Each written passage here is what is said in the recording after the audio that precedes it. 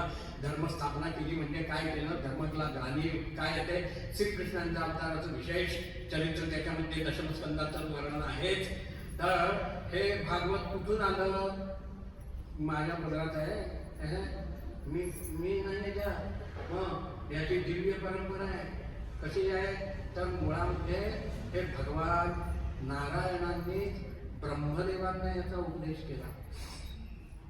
फक्त 4 श्लोकामध्ये ब्रह्मदेवांना उपदेश केला. ब्रह्मदेवाने ते नारदांना शिकवलं, नारदांनी व्यासांना दिलं, व्यासांनी परीक्षित राजाला ऐकवलं, व्यासांनी शुकाला दिलं. तिथपर्यंत व्यासांच्या पर्यंत 4च श्लोक आले. ब्रह्मदेवांना भगवंतांनी 4 श्लोकांचा उपदेश केला, त्याला चतुश्लोकी भागवत म्हटले नाही, 4 श्लोक. त्याच 4 श्लोकांचा नारदाला उपदेश झाला, त्याच 4 श्लोकांचा व्यासांना उपदेश नारदांनी केला. आणि त्या 4 श्लोकांच्या आधारावरती व्यासांनी 18,000 श्लोकांचा हा डोलारा उत्पन्न केला आणि शुकाला दिला. आणि शुकाने प्रायोपवेशनाकरता गंगेवरती बसलेल्या राजा परीक्षितीला हे ऐकवलं. अशी ही परंपरा आहे. तेव्हा हे भागवत सांगतो म्हणजे तुमचं समाधान नाही. त्यावरती ऋषी म्हणाले थांबा थांबा, भागवत नाही ऐकायचं आहे, नक्कीच ऐकायचं आहे, पण आत्तापर्यंत जे भागवताबद्दल तुम्ही सांगितलं त्याबद्दल काही प्रश्न आहेत, शंका आहेत, त्या विचारतो. बोला. ब्रह्मदेवांना सांगितलं भगवंताने, ब्रह्मदेवाने नारदाला आणि नारदाने व्यासाला, इथपर्यंतचे 4च श्लोक होते. ठीक. मग ते व्यासाने 4 श्लोकांचे एवढे 18,000 श्लोक कशाला दिले? बरोबर तुम्ही 4 श्लोक तुम्ही काय एका श्लोकावरती 1 तासभर बोला. एका श्लोकावरती 8-8 दिवस बोलणारे लोक आहेत. एकाच श्लोकावरती 8-8 दिवस बोलणारे, 8-8 दिवस सोडून द्या, एका श्लोकावरती 1 तास बोला. 4 तासात तुम्ही मोबाईल ना आम्ही मोबाईल. कुणी सांगितलं एवढं सकाळी 4 तास संध्याकाळी 4 तास? आता हल्ली बसायला ते बसलं तर उठायला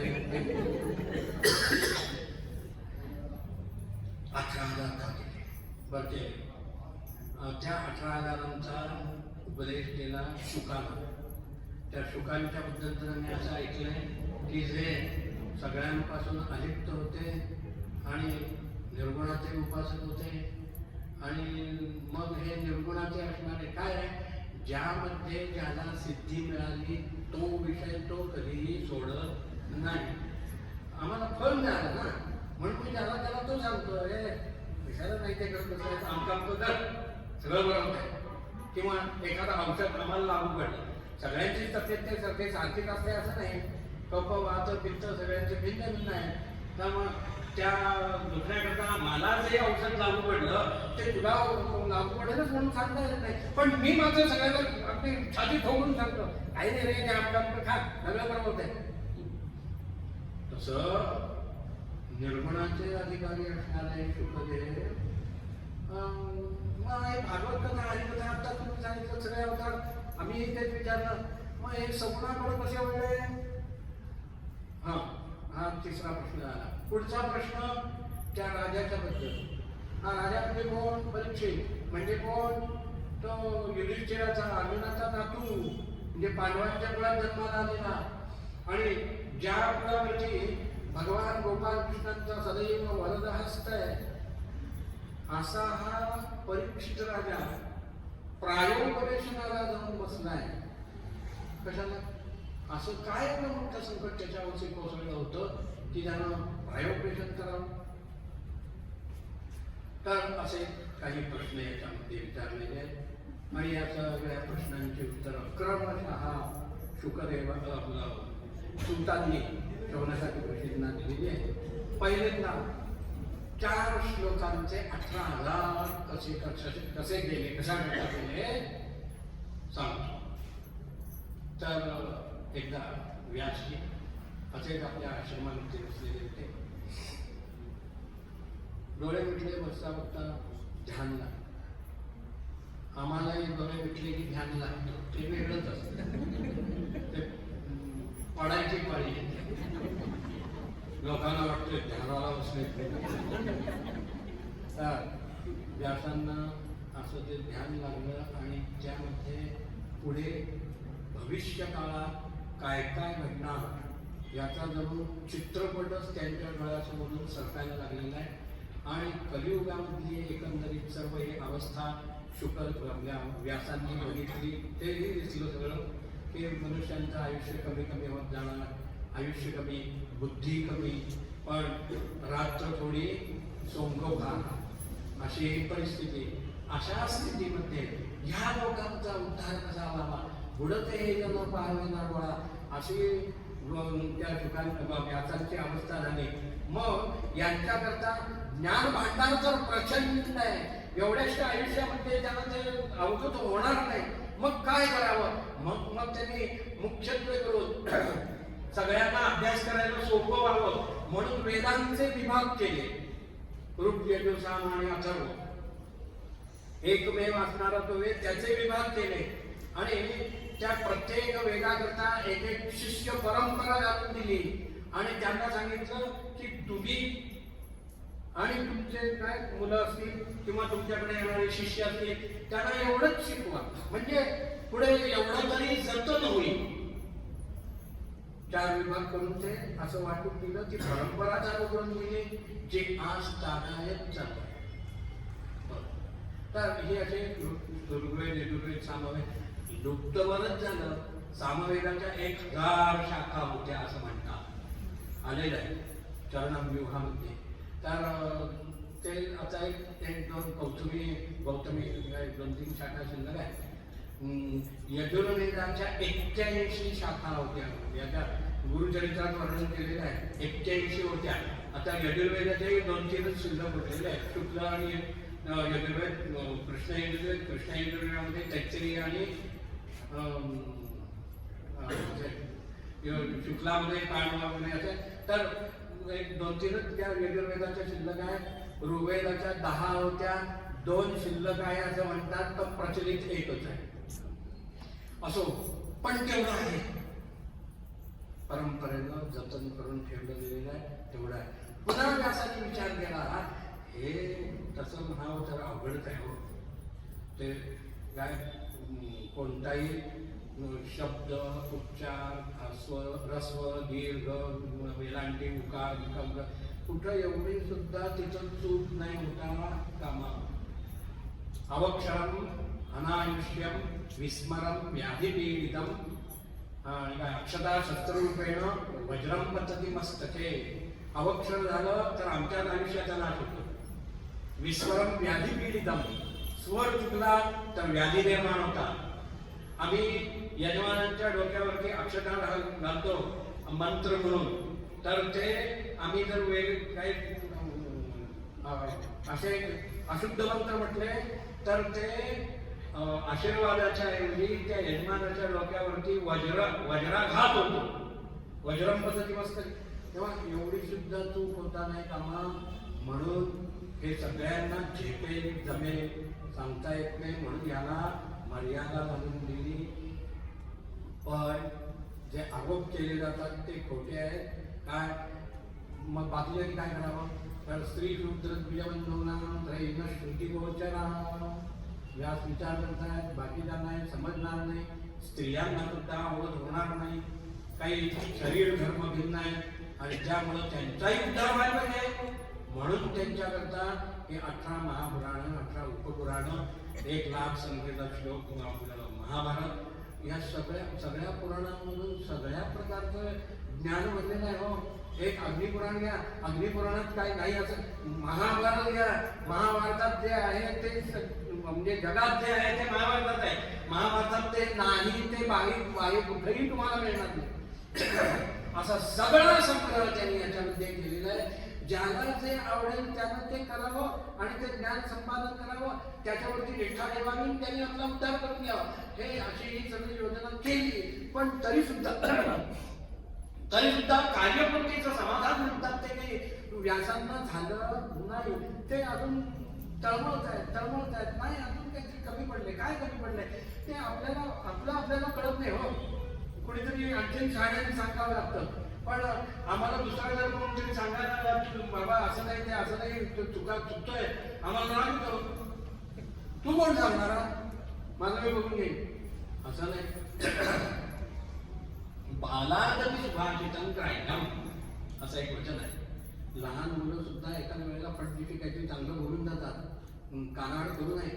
ते त्याच्यातही काहीतरी घेण्यासारखं असतं. तर मग आता ह्या लोकांचा उद्धार कसा व्हावा म्हणून त्यांनी हे सगळं ज्ञान या सगळ्या ग्रंथामध्ये भरून ठेवलं. पण समाजाने म्हणतात ते होईल ना, असे विमनस्क व्यास बसलेले असताना तिथं नारदांची स्वारी आली. नारदांनी व्यासांना विचारलं, अहो म्हणजे असं डोक्याला हात लावून बसले, काय झालं? मग बरं झालं नारदजी तुम्ही या ठिकाणी आलात, मला प्रश्न मोठा पडलाय. हे मग त्यांनी ते सगळं सांगितलं, असे विभाग केले वेदांचे, पुराण निर्माण केली. पण कलियुगातल्या लोकांच्या करता म्हणून मी सगळं करतो म्हणतोय. पण अजून पूर्ततेचं समाधान, अजून त्याची कमी पडते ते काही मला कळत नाही.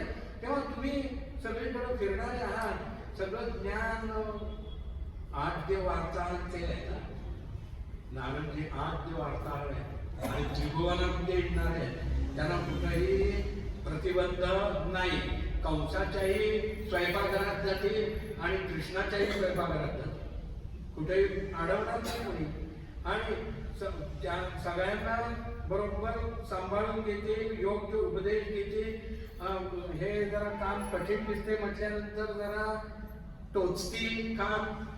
मग आम्हाला वाटते कसे भांडणं लागतात, नाही, त्या सगळ्यांचं कल्याण झालेलं आहे. हे नारदांचं काम आहे, फार मोठं आहे. तर नारद म्हणाले, अहो तुम्ही एवढे मोठे ज्ञानी, व्यासोच्छिष्टम जगत सर्वम म्हणतात. व्यासाने उष्ट केलं नाही असं कुठलं ज्ञानच नाही. अशाच तुम्ही मला मोठेपणा देता, मी काय सगळं नारदजी तसं नाही. तुम्ही हा विनय प्रकट करता, नको तुम्ही, मला माहिती आहे तुमचाही अधिकार फार मोठा आहे. आणि स्वतःला कळत नाही हो, ते दुसऱ्याने सांगावं लागतं.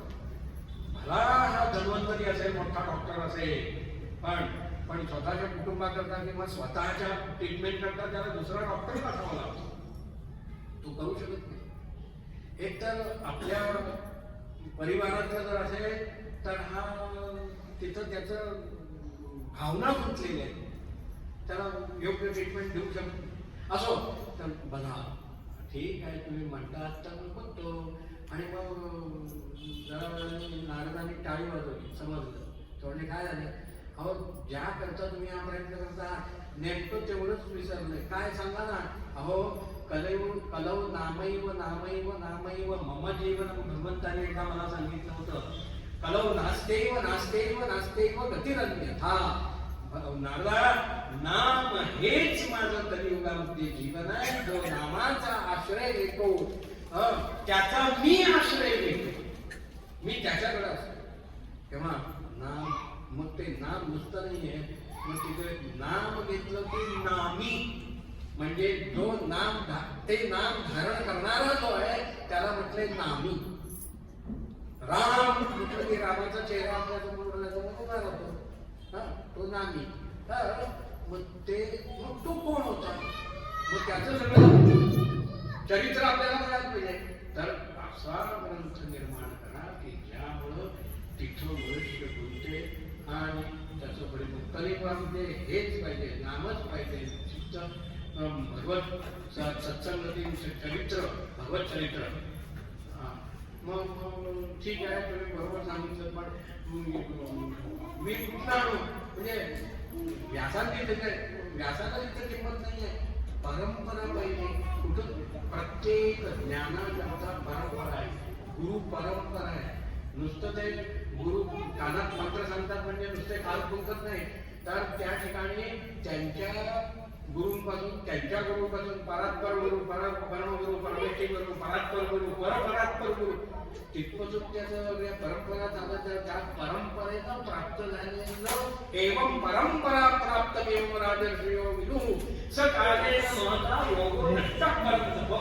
स एवाय मया देव्य योग प्रोक्त पुराणना भक्तोसी मे सखा चित्ती रहस्य उत्तमम असं भगवान अर्जुनाला म्हणतायत. अरे हे नष्ट झालेलं होतं पण परंपरा फार मोठी आहे.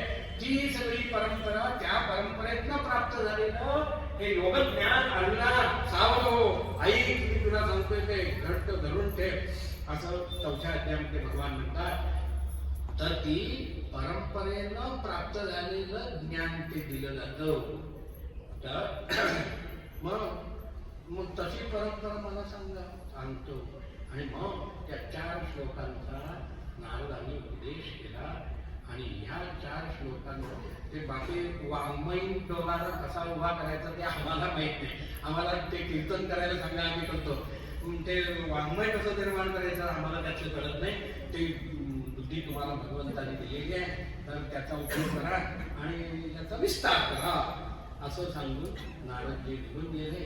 आणि मग त्या 4 श्लोकांवरती चिंतन करून नारदांच्या उपदेशाच्या योगानं व्यासांनी हा 18,000 श्लोकांचा श्रीमद भागवत नावाचा